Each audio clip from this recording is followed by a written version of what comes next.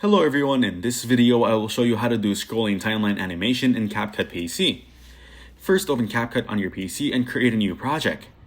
Now import the image you want to animate and drag it to the timeline. Then duplicate the image by right-clicking on it and selecting copy, then paste so you have the same image twice on the timeline. Now click on the first image and go to the animation tab from the left sidebar. Under in animation, scroll down and select Kira Magic or any effect you like that brings the image in with style. Then click on the second image and go to the out animation section. Here, scroll down and choose rotate out 1 or any scroll-like effect that gives a smooth exit.